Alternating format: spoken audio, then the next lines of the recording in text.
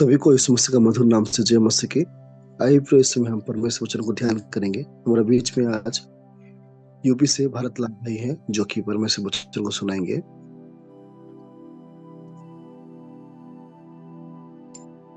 धन्यवाद भैया। जय मसीह की। जय मसीह भाई। ठीक है, हम लोग वचन में जाने से पहले एक छोटी सी दुआ करेंगे। हम सब लोग अपनी आंखों को बंद करेंगे और हम लोग प्रार्थना करेंगे। उनको कार्य पिता परमेश्वर, हम आपको धन्यवाद करते हैं प्रभु जी, सुंदर समय के लिए प्रभु जी, जो हमें ये अवसर दिया है पिता परमेश्वर प्रभु जी। हर दिन की तरफ आज भी पिता परमेश्वर आपने अपने वचन में हम लोगों को जुड़ने में सहायता मत किया, और प्रभु जी अपने सेवा में पिता परमेश्वर हम लोगों को मौका दे रहा है पिता परमेश्वर। हम आपको धन्यवाद करते हैं। रात संभाल रखा, मीटिंग में दिया, इसके लिए धन्यवाद करते हैं।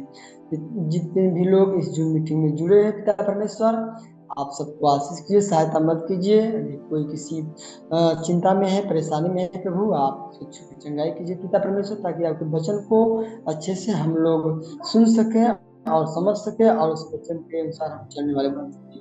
धन्यवाद करते हैं प्रभु, आज के दिन को और आगे के समय को आपके हाथों में सौंपते हैं, और अपने जीवन को भी साथ साथ आपके हाथ में देते हैं प्रभु। अपनी इच्छा के अनुसार चलाइए पिता। धन्यवाद करते हैं पिता हमारी प्रार्थना सुनने के लिए। सारी आदर महिमा हम आपको देते हैं। इस छोटी सी दुआ आपके प्रिय बेटे उद्धार करता यीशु मसीह के नाम से प्रार्थना करता हूँ, आमीन। आज हम देखेंगे प्रभु यीशु मसीह के जन्म के बारे में। तुम देखते हैं कि प्रभु यीशु मसीह का जन्म हेरोदेस राजा के दिनों में होता है, और यहूदियों के बैतलहम में प्रभु यीशु मसीह का जन्म हुआ, जिससे कि हम देखते हैं कि कई ज्योतिषी लोग यरूशलेम आए। जब प्रभु यीशु मसीह का जन्म हुआ, उन ज्योतिषियों लोगों को मालूम हो गया और आकर यरूशलेम में पूछने लगे कि यहूदियों का राजा जिसका जन्म हुआ है वह कहाँ है, और हम उसको प्रणाम करने के लिए यहाँ पर आए हुए हैं। तो जब यरूशलेम आकर ये बात पूछ रहे थे, तो राजा क्या हुआ, पूरा घबरा गया, और उसके साथ साथ सारा यरूशलेम भी क्या हो गया, घबरा गया। और तब उसने क्या किया, राजा ने प्रधान याजकों और शास्त्रियों को बुलाया और पूछा कि मसीह का जन्म कहाँ होना चाहिए था। उन्होंने कहा यहूदियों के बैतलहम में, क्योंकि ये भविष्यवक्ता के द्वारा लिखा गया है कि मतलब है बैतलहम, तू जो यहूदा के प्रदेश में है,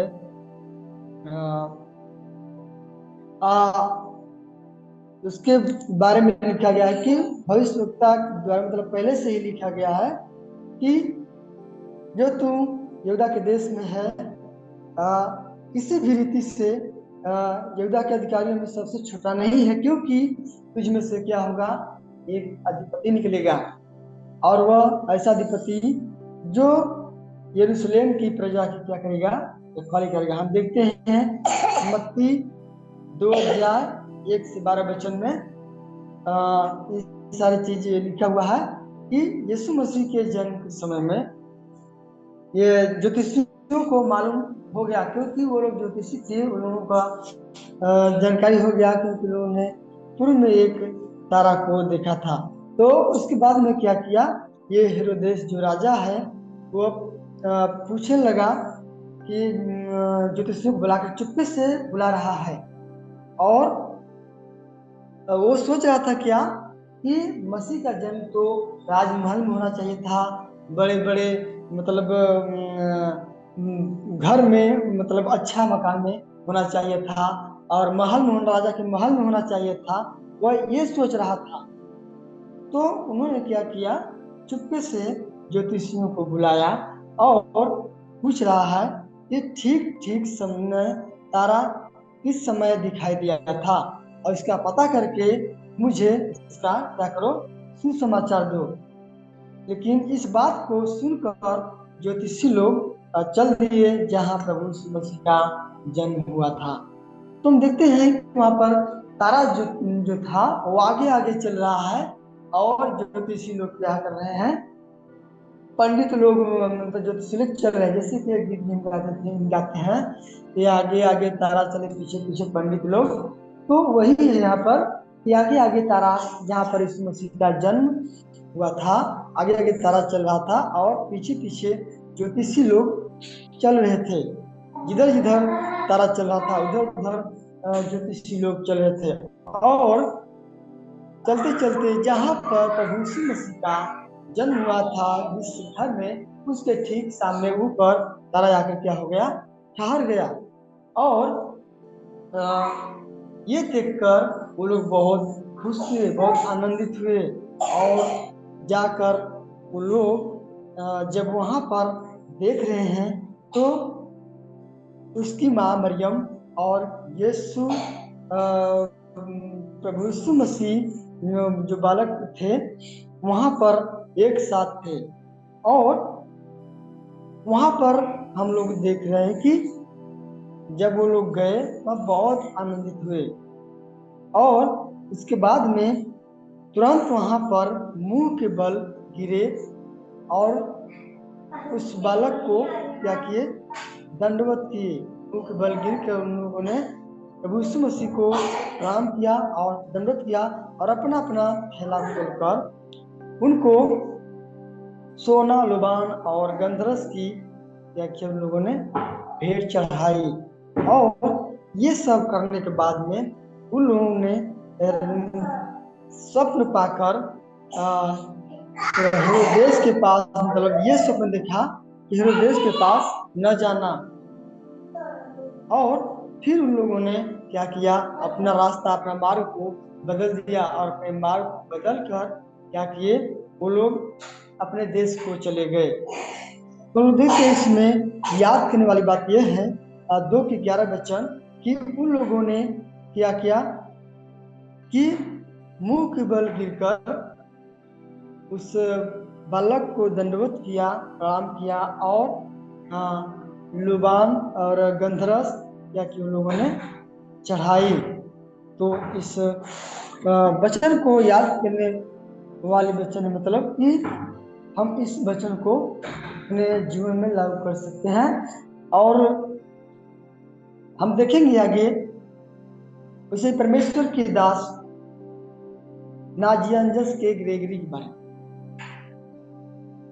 330 ईस्वी 390 तक इनका जो जीवन का मतलब समय था।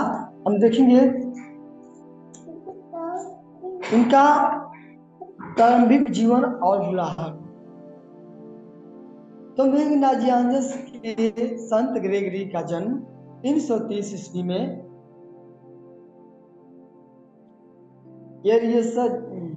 एरियनजस का कप्पादोसिया एरियनजस कप्पादोसिया आधुनिक तुर्की में एक मसीही परिवार में हुआ था। उनके पिता ग्रेगरी एल्डर नाजियानजस के बिशप थे। यानी कि उनका जो जन्म था एरियनजस कप्पादोसिया में आधुनिक तुर्की में एक मसीही परिवार में हुआ था। और उनके पिता भी क्या थे, एक बिशप थे। ग्रेगरी द एल्डर नाजियानजस के बिशप थे। और हम देखते हैं कि ग्रेगरी कप्पादोसिया, अलेक्जेंड्रिया और एथेंस में उन्होंने क्या किया, अपनी शिक्षा को प्राप्त किया। जहाँ पर उन्हें वो शिक्षा प्राप्त किए वहाँ पर जगह का नाम था कप्पादोसिया, अलेक्जेंड्रिया और एथेंस में, मतलब उन्होंने शिक्षा प्राप्त किया। उनकी वहीं पर बेसिल द ग्रेट के साथ घनिष्ठ मित्रता हो गई। और हम देखते हैं कि नाजियानजस के ग्रेगरी का जीवन 4वीं शताब्दी ईस्वी में, उस समय हम देखते हैं कि कलेसिया एक संकट का सामना कर रहे थे। यानी कि बहुत संकट में थी उस समय कलेसिया। उस समय की बात है, इसमें ग्रेगरी ने अपना किया कदम रखा था। तो उस समय क्या संकट था, किस प्रकार के संकट थे, मैं बताने जा रहा हूँ आप लोगों को कि किस प्रकार के कलीसिया में लोग शिक्षक आते थे और शिक्षा देते थे। ऐसे शिक्षक आते थे जो झूठी शिक्षा देते थे, उनके पास सही शिक्षा नहीं था और उनको शास्त्र की सच्ची समझ में अभाव था। और हम देखते हैं कि सही शिक्षा उनके जीवन में नहीं था और हम देखते हैं कि वो लोग न स्पष्ट शब्द बोल पाते थे, न उनके पास अच्छा शिक्षा था, न उनमें सत्यता थी। यानी कि स्पष्ट रूप से कहा जाए तो वो लोगों के अंदर यीशु मसीह ही नहीं थे, उनका जीवन यानी कि मसीही जीवन नहीं था। और हम देखते हैं कि बिना मसीह के जीवन क्या है, व्यर्थ है, बेकार है, कोई भी उपयोग नहीं है मसीह के जीवन में। जैसे हम लोग ये गीत भी गाते हैं कि मसीह बिना जीना बेकार है, वही मेरे जीवन का आधार है। तो हमारा जीवन प्रभु यीशु मसीह से शुरू होता है और उन्हीं से क्या होता है, हमारा जीवन खत्म होता है। तो हम देखते हैं कि वहां पर झूठे शिक्षक ऐसे गलत गलत शिक्षा दे रहे थे कि कलीसिया और भी परेशानी में हो गई, उनको अच्छा शिक्षा नहीं मिल पाता था, उनको अच्छे से ज्ञान नहीं प्राप्त हो पाती थी। और झूठे शिक्षक आते थे जिनको न बोलने का ढंग था, न उनके शब्द सही थे, स्पष्ट थे, और वो लोग क्या करते, सिर्फ अफवाह फैला रहे थे। उस समय हम देखते हैं कि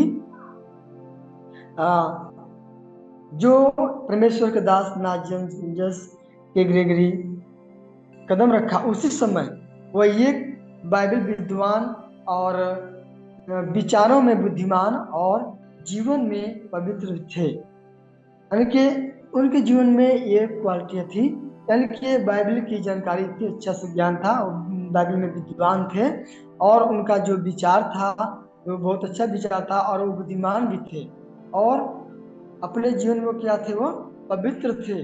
और उनके जीवन में देखा है तो प्रतिदिन प्रभु यीशु के साथ चलते थे। जैसे हम देखते हैं कि हनोक के बारे में पढ़ते हैं कि वो परमेश्वर के साथ चलता रहा और एक दिन उठा लिया गया, लोप हो गया। उस प्रकार से हम देखते हैं उनका भी जीवन कुछ ऐसा ही था, वो भी प्रतिदिन यीशु के साथ चलते थे और उनका हर निर्णय उस रिश्ते को दर्शाता था। और एक समय की बात है कि जब वो समुद्र में एक तूफान में फंसे हुए थे, उस तूफान के दौरान ग्रेगरी ने परमेश्वर से एक क्या किया, प्रतिज्ञा किया। क्या प्रतिज्ञा करते हैं, यदि मैं जीवित रहा तो मैं अपना जीवन आपको समर्पित कर दूंगा। और वह जीवित भी बच गए, बहुत अच्छे से बच गए और उन्होंने उस प्रतिज्ञा को पूरा किया। उस प्रतिज्ञा को क्या किया, उन्होंने निभाया। उन्होंने सादगी और प्रार्थना और सेवा का जीवन चुना और उन्होंने कलीसिया का नेतृत्व बलपूर्वक नहीं बल्कि वो प्रार्थना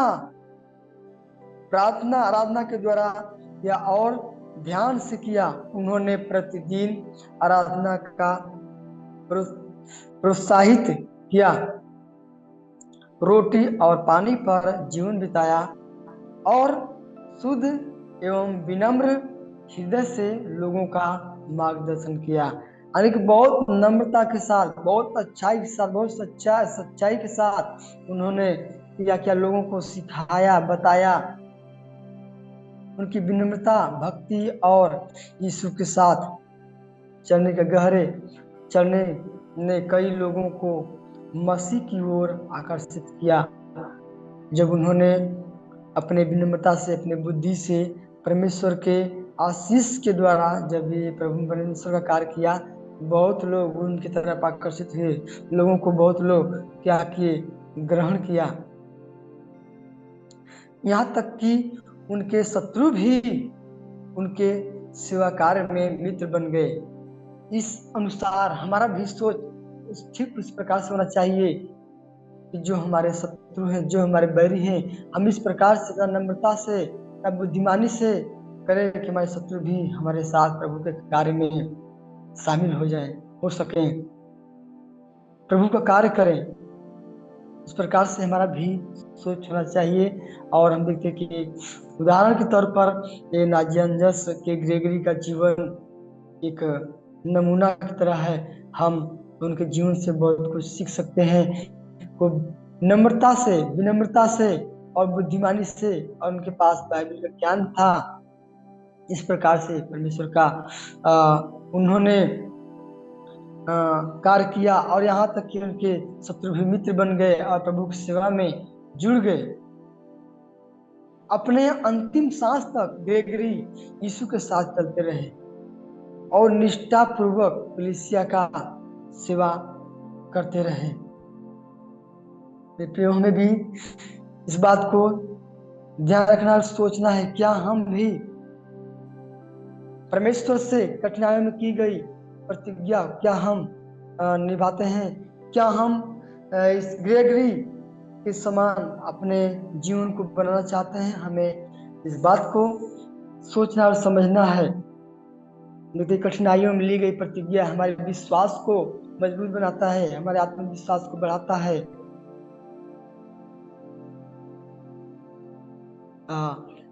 और हमारे जो जीने का वादा है, हमें यह सिखाता है इस प्रकार से हमें परमेश्वर के लिए जीना है। कठिन मुसीबतों में भी हमें परमेश्वर का साथ नहीं छोड़ना है। इस प्रकार से नाजियंजस के ग्रेगरी ने अपने जीवन में हम देखते हैं कि प्रतिज्ञा लिया समुद्र के इस तूफानी लहरों में, उस कठिन संकट में, और जो प्रतिज्ञा लिया उनको उन्होंने निभाया। हमारे जीवन में भी कई बार कठिनाइयां, ऐसी मुसीबतें आते हैं। अगर हम सच्चे मन से परमेश्वर को प्यार करते हैं तो हमारे जीवन में भी बहुत कठिनाइयां आएंगी, आई भी होंगी। और हम लोगों ने परमेश्वर को सौंपने के लिए सोचा था, कितने लोग सौंपे भी होंगे और उस प्रतिज्ञा को निभाए भी होंगे।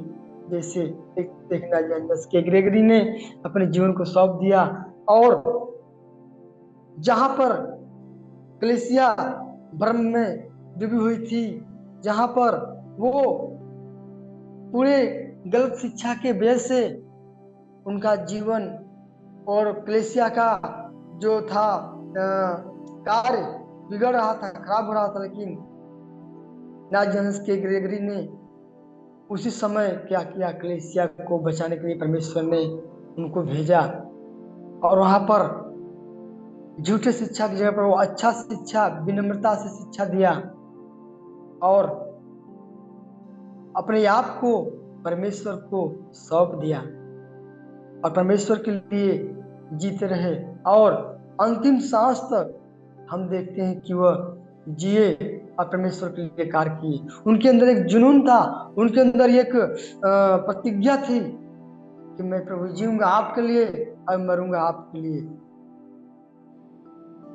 उनका एक सोच, एक विचार हमारे जीवन में परिवर्तन लाता है कि हम किस प्रकार से परमेश्वर में जिए और किस प्रकार से हम परमेश्वर की सेवा हमें करना चाहिए। और हम देखते हैं कि उन्होंने परमेश्वर के लिए अपने जीवन को देकर उस तूफानी समुद्र में अपने कार्य को किया, और वो रुके नहीं और चलते गए।